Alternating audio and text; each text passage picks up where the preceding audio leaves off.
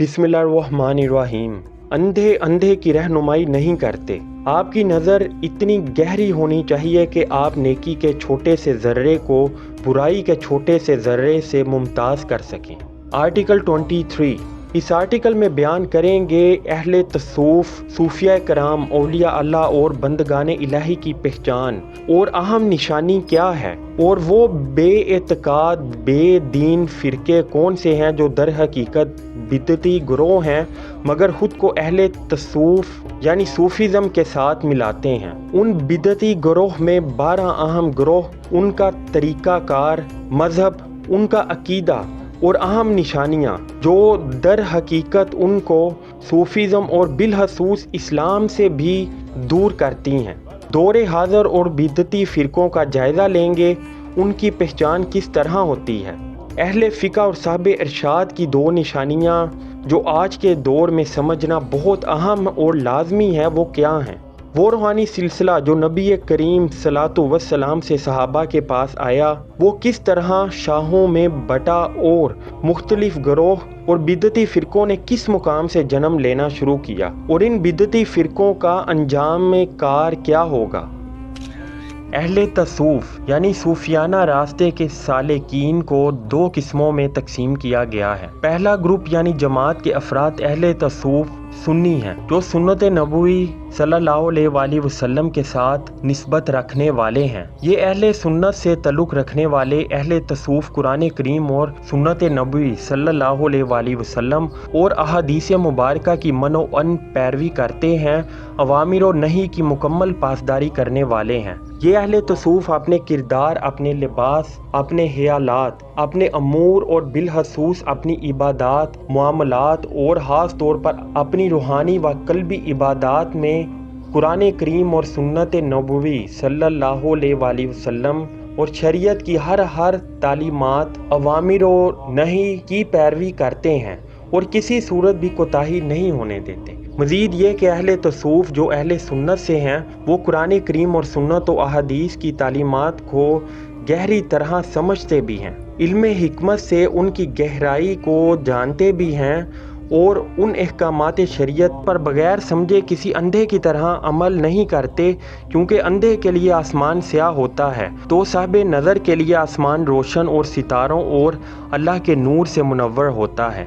इस तरह वो हर अहकामात शरीयत में इल्म व हिकमत के मोती तलाश रखते हैं। वो तमाम शरीयत के असूलों पर अमल करते हैं और उनके मुताबिक ज़िंदगी गुजारते हैं और शरीयत के फल को चखते हैं और उसके जायके से लुत्फ़अंदोज़ होते हैं, ना कि महज ज़बरदस्ती बर्दाश्त करते हैं। ये वो सूफियाना रास्ता है, अहले तसूफ़ का रास्ता है, औलिया कराम का रास्ता है, अब्दाल व ज़ाहिदीन का रास्ता है जिस पर वो चलते हैं।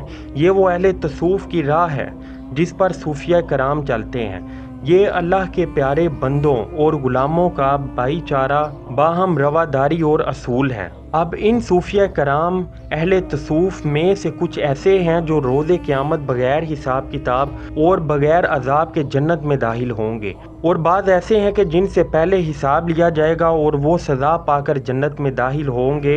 अलबत्ता कुछ ऐसे हैं जिनको कुछ मुख्तसर वक्त दोज़ख में सज़ा के तौर पर रख कर पाक किया जाएगा उनके गुनाहों को, और फिर वो जन्नत में दाखिल किए जाएंगे और वहाँ हमेशा रहेंगे। इन मोमिनीन सदीकीन में कोई भी हमेशा अज़ाब व दोज़ख में ना रहेगा। काफिर और मुनाफिकीन हमेशा के लिए दोज़ख में रहेंगे, उनका ठिकाना दोज़ख ही है। आप दूसरे ग्रोह की बात करते हैं यानी सूफीज़म की असल असास ऊपर बयान की। अब दूसरे ग्रोह की तफसीली शरह। ये दूसरा ग्रोह बिदतों पर मुश्तमिल है, यानी ये लोग असल सूफ़ी या अहले तसूफ़ नहीं बल्कि बिदती हैं, झूठे व फासिक और मुनाफिक हैं। इनका अहले तसूफ़ व सूफिया कराम से और इस रूहानी सिलसिला से कोई तल्लुक़ ना है। नबी करीम सल्लल्लाहु अलैहि वसल्लम ने हमें खबरदार किया और इरशाद फरमाया, तुम अपने से पहले बनी इसराइल की औलाद की तरह और ईसा इब्ने मरियम की उम्मत की तरह तकसीम होकर एक दूसरे से जुदा हो जाओगे। जैसे उन्होंने बिदतें ईजाद की और तहरीफ किया, वैसे ही तुम भी बिदतें पैदा करोगे। बिदतों, बुराई और मुखालफ सिमत के दौर में तुम उन्हीं की तरह अफ़ाल करोगे और वैसे ही बिदतों वाली चीज़ें करोगे। अगर वो किसी जहरीले रेंगने वाले जानवर की खूह यानी बिल में चले गए तो तुम भी उन बिदतों के पीछे उस खूह यानी बिल में चले जाओगे।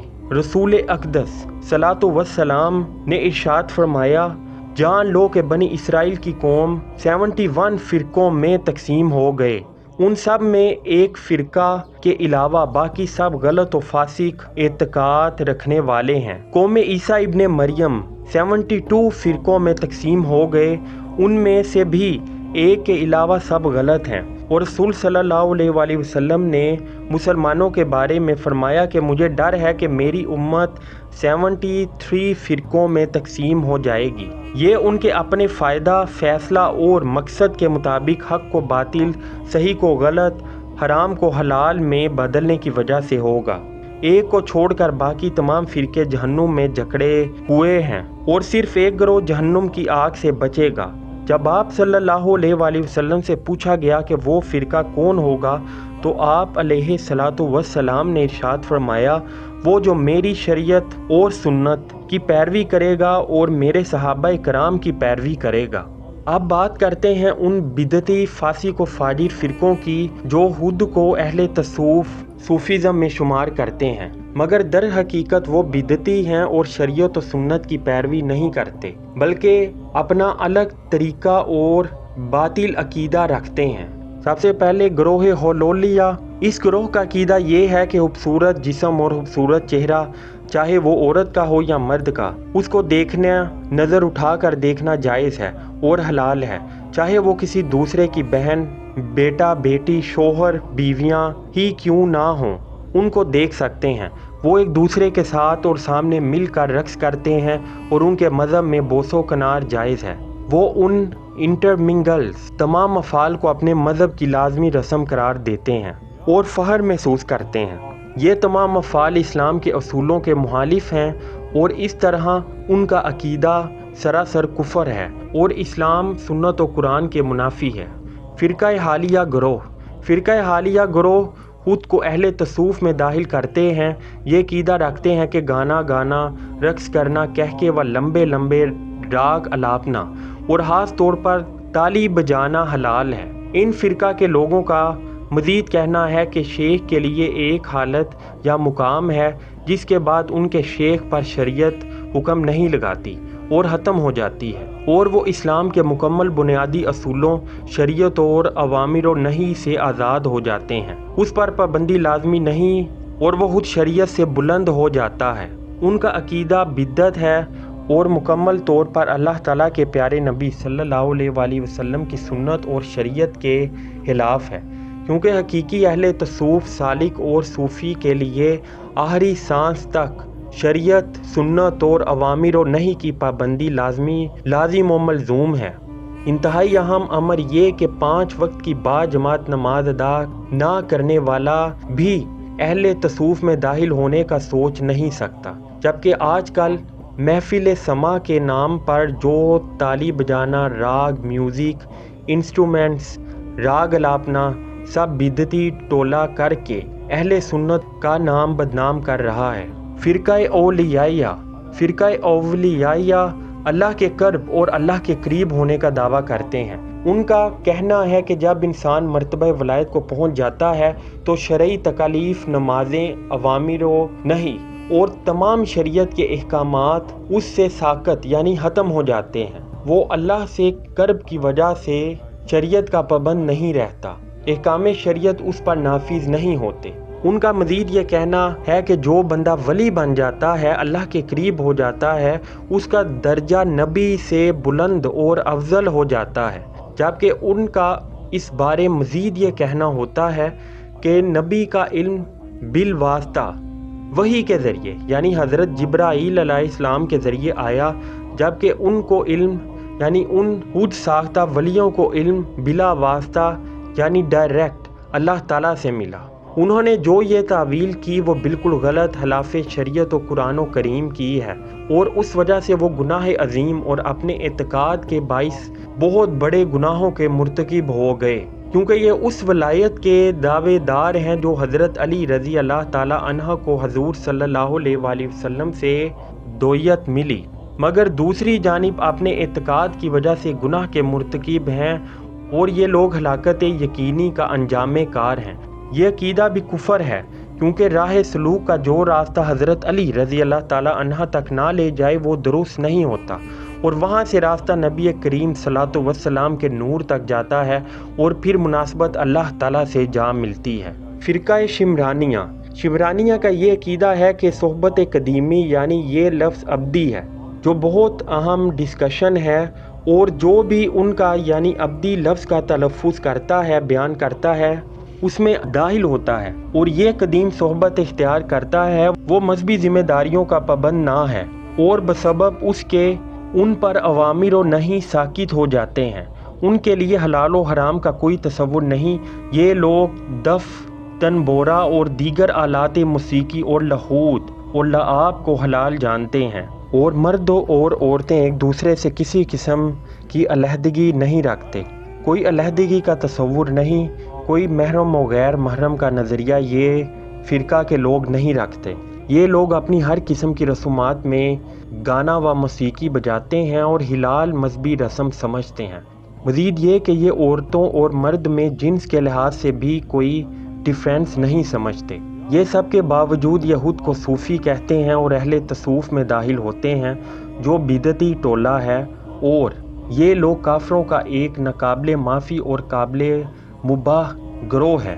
فرقہ حبیہ آج کے دور کا فتنہ۔ آپ نے دیکھا ہوگا بہت سے ننگے سرکار جو بے لباس ہوتے ہیں، وہ در حقیقت اس فرقہ بدعہ میں آتے ہیں۔ فرقہ حبیہ کا عقیدہ ہے کہ جب انسان مقام محبت تک پہنچ جاتا ہے تو اس کے اوپر سے شرعی تکالیف ساقط یعنی ختم ہو جاتی ہیں، بشریت پر سٹیٹس کو صادر ہو جاتا ہے، اور وہ شریعت، نمازوں، اوامر و نہی، حلال و حرام کے پابند نہیں رہتے۔ انتہائی اہم امر اس فرقہ کی بدعت یہ کہ وہ اپنے جسم کو بالعموم اور اپنی شرمگاہ کو بالخصوص نہیں ڈھانپتے۔ یہ بدعتی فرقہ ہے جس کا دین اسلام سے، اہل تصوف اور صوفیہ کرام سے کوئی تعلق واسطہ نہ ہے، اور یہ آج کے دور کا ایک انتہائی اہم فتنہ ہے، جو خود کو اولیاء اللہ کہتے ہیں، اور ان کی وجہ سے ان کی اس مذموم مناسبت سے اہل تصوف کی حقیقی اساس متاثر ہوتی ہے۔ فرقہ حوریہ، یہ فرقہ حوریہ فرقہ حالیہ کی طرح ہے، ان کے عقائد بھی گروہ حالیہ سے ملتے جلتے ہیں، جس کا اوپر ذکر ہو چکا ہے، یعنی گانا بجاتے ہیں، کہہ کے راگ الاپتے ہیں جو لمبے ہوتے ہیں، تالیاں بجاتے ہیں اور سکون محسوس کرتے ہیں۔ اور مزید اس فرقے کا عقیدہ یہ ہے کہ اس حالت و کیفیت سے سکون میں حوروں سے ہم بستری یعنی انٹر کورس کرنے کا دعویٰ کرتے ہیں، اور جب یہ حالت سکون و اضطراب سے باہر آتے ہیں تو مکمل غسل و وضو کرتے ہیں۔ ان کا یہ فاسق و فاجر عقیدہ باطل، ان کے جھوٹے اور نفس پرستی کے اعتقاد پر مبنی ہے، اور بوجہ کفر ان کی ہلاکت کا باعث ہے۔ اس طرح یہ گروہ بھی اور ایسا کرنے والے کسی طور پر علماء و صوفیاء کرام اہل تصوف کے منصب پر فائز نہ ہوتے ہیں، بلکہ ہلاکت کا باعث اور بدعتی ہیں۔ فرقہ اباحیہ، گروہ اباحیہ امر بالمعروف اور نہی عن المنکر سے گریز کرتے ہیں، یعنی نہ تو نیک عادات کو اپناتے ہیں اور نہ ہی بری عادات اخلاق رذیلہ سے دور ہوتے ہیں، اچھائی اور برائی کی تمیز نہیں کرتے، ان کے نزدیک کوئی اچھائی برائی نہیں ہے، نیز لوگوں کو بھی نہ تو اچھے کام کا حکم دیتے ہیں اور نہ ہی برے کام سے روکتے ہیں۔ اب یہ گروہ کے لوگ یہی اعتقاد کو عورتوں پر بھی نافذ کرتے ہیں، یعنی محرم اور نامحرم کا لحاظ نہیں رکھتے۔ ان کے نزدیک تمام عورتیں ہر مرد کے لیے حلال ہیں، جو کہ باطل اور سنت و قرآن کے منافی اعتقاد ہے۔ فرقہ مذہب متکاسلہ، ایک بہت اہم بدعتی فرقہ۔ اس گروہ کے لوگوں نے اپنی سستی، کاہلی، لیزینس کی وجہ سے اصول بنایا ہے ترک دنیا کا۔ یہ کاروبار نہیں کرتے لیکن در بدر مانگتے پھرتے ہیں، اور ترک دنیا کا دعویٰ کر کے در بدر اپنے مصائب و مشکلات کا ذکر کرتے ہیں، یہ لوگ اس سستی اور کاہلی کا اصول اپنا کر ہلاکت کے گڑھے میں گر گئے اور بدعتی فرقہ میں داخل ہو گئے۔ اب بات کرتے ہیں مذہب متجاہلہ کی۔ یہ فرقہ کے لوگ یعنی فرقہ متجاہلہ کے لوگ جان بوجھ کر جہالت کا بہانہ بناتے ہیں اور جہالت کا دعویٰ کرتے ہیں۔ اس فرقہ کے لوگوں کی نشانی یہ ہے کہ یہ لوگ کافروں کی طرح بے حیائی والا لباس پہنتے ہیں، مرد عورتوں والے لباس اور کپڑے پہنتے ہیں اور کافروں کی طرح دکھنے اور عمل اور برتاؤ کرنے کی کوشش کرتے ہیں، جبکہ اللہ تعالیٰ نے قرآن کریم فرقان حمید میں سورہ ہود آیت 113 یعنی آیت 113 میں ارشاد فرمایا ہے کہ اور ظالموں کی طرف نہ جھکو کہ تمہیں آگ چھوئے گی اور اللہ کے سوا تمہارا کوئی حمایتی نہیں، پھر تمہاری مدد نہ کی جائے گی۔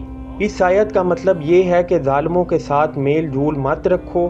مزید اس بارے حضور علیہ الصلوۃ والسلام کا ارشاد ہے، جو کسی قوم کی مشابہت کرے تو وہ انہی میں سے ہے، یعنی جو شخص کسی دوسرے کی اندھی تقلید بھی کرتا ہے اور بالخصوص اگر وہ شریعت اسلامی و سنت کے برعکس ہے تو وہ انہی میں سے ہے اور ایسوں کے لیے آگ کا عذاب ہے۔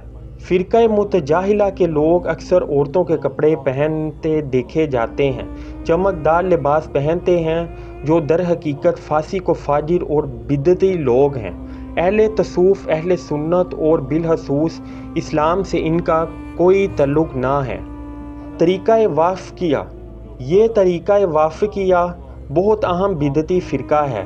ان کا یہ عقیدہ ہے کہ اللہ تعالیٰ کی معرفت یعنی پہچان صرف اللہ ہی کو ہو سکتی ہے اور غیر اللہ کو یہ معرفت ہرگز حاصل نہیں ہو سکتی۔ اس لیے انہوں نے طلب معرفت کو ترک کر دیا، اپنی اور اپنے رب کی پہچان تزکیہ نفس کو ترک کر دیا اور وہ لوگ اس وجہ سے باعث ہلاکت ہیں۔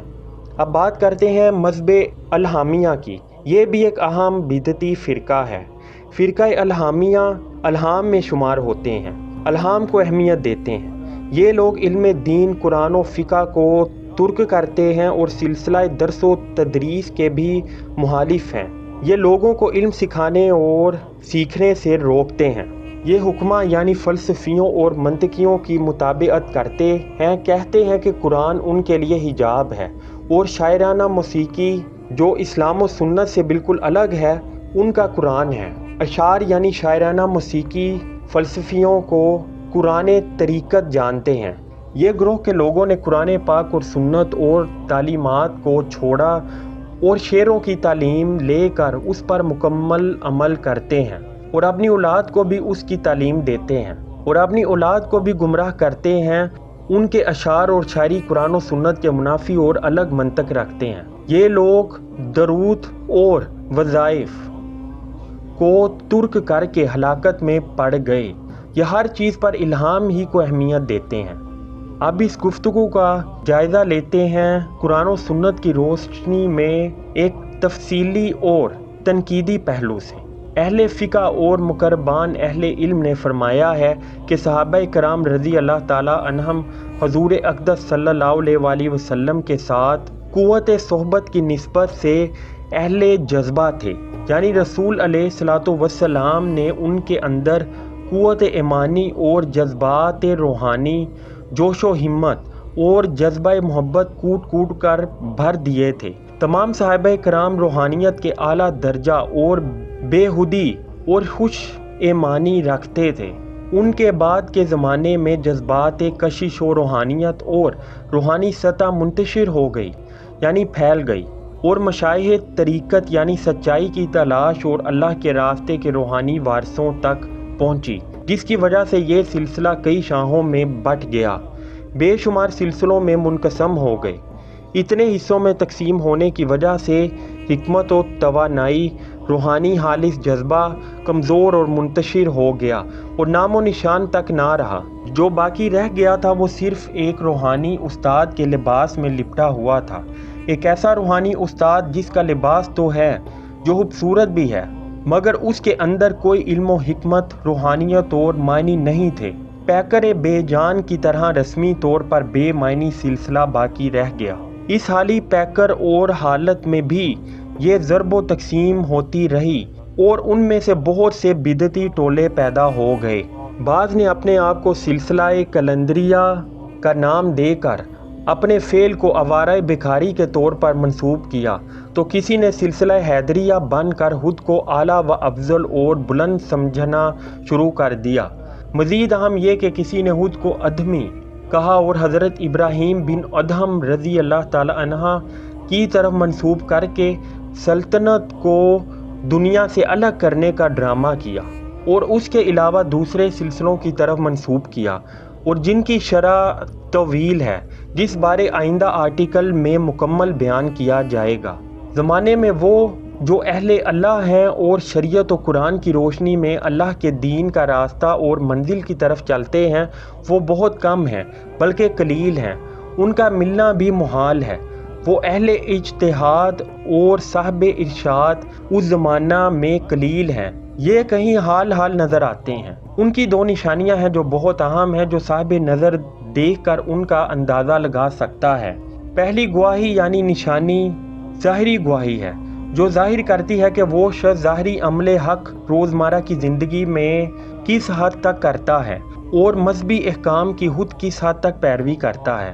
یہ گواہی فقہ کو ان کے ظاہری عمل حق سے بھی ظاہر کرتی ہے۔ دوسری گواہی باطنی ہے۔ جو شخص پیروی کرتا ہے اور تقلید کرتا ہے وہ کیا ہے اور جس سے وہ ہدایت پاتا ہے۔ یہ گواہی اہل ارشاد کو، اہل بیان کو ان کے پاک و صاف باطن سے پہچاننے کی عکاس ہے۔ ان دو نشانیوں کا عام مطلب یہ ہے کہ اہل فقہ اپنے ظاہری عمل حق سے اور اہل ارشاد اپنے پاک و صاف باطن سے پہچانے جاتے ہیں۔ کیونکہ اہل ارشاد اپنا ظاہر پاک و صاف ہی رکھتے ہیں، اس لیے ان کا باطن اور فقہ کا دونوں صورتوں میں ایک ہونا اہم ہوتا ہے۔ اہل فقہ استحکام شریعت پر اوامر و نہی کے معاملات میں پورے طور پر مستعد ہوتے ہیں، جیسا کہ ہمارے فقہ کی زندگی کسی سے مخفی نہیں ہے۔ اور صاحب باطن وہ ہے جس کو راہ سلوک کا بچشم بصیرت ایسا مشاہدہ حاصل ہو کہ وہ اپنے مقتدی یعنی حضور علیہ الصلاۃ والسلام کی ذات اقدس کو دیدہ دل سے دیکھے۔ پس اس کا سلوک اللہ تعالیٰ کے درمیان اور حضور علیہ الصلاۃ والسلام کی روحانیت و نسبت جسمانی اپنے محل میں اور روحانی اپنے محل میں کے مابین واسطہ بن جاتا ہے۔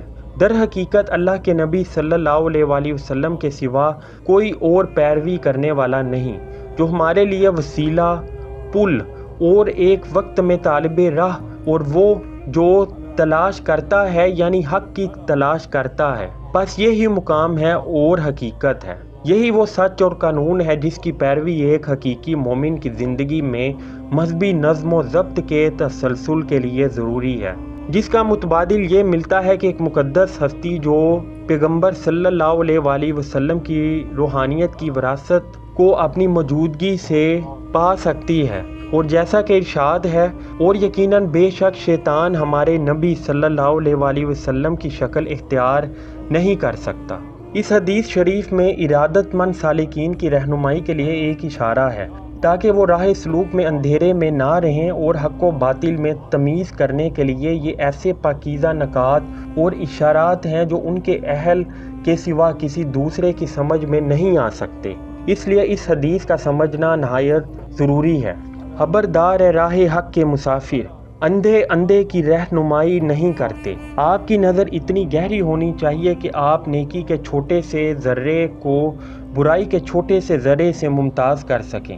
یہ بات مسلمہ ہے کہ سیدنا علی سرکار سلطان اولیاء و عارفین حضرت غوث الثقلین رضی اللہ تعالی عنہ کا زمانہ پاک دور حاضرہ کی نسبت بدر جہاں بہتر تھا۔ جب اس وقت اکثر مشائخ کی یہ کیفیت تھی تو زمانہ موجودہ کے نام نہاد پیروں کے متعلق کیا کہہ سکتے ہیں، جنہیں روحانیت سے دور کا واسطہ نہیں اور وہ برسر منبر اپنے انکشافات اور قلب کا اعلان کرتے ہیں۔ اکثر ان میں بد عقیدہ علماء بھی ہیں جو عوام کو اپنے دام میں پھنسانے کے لیے اپنے تئیں اہل سنت و جماعت ظاہر کرتے ہیں، نیز اپنے آپ کو پیران غطام کی طرف منسوب کرتے ہیں۔ در حقیقت اپنی دکانداری چلانے اور صحیح پیروں کے ساتھ صحیح عقیدت رکھنے والوں کو گمراہ کرنے کے لیے ان لوگوں نے ایک نیا اور نرالا ڈھنگ سیکھ لیا ہے۔ بس اللہ تعالیٰ ہمیں حق اور باطل کی پہچان نصیب فرمائے،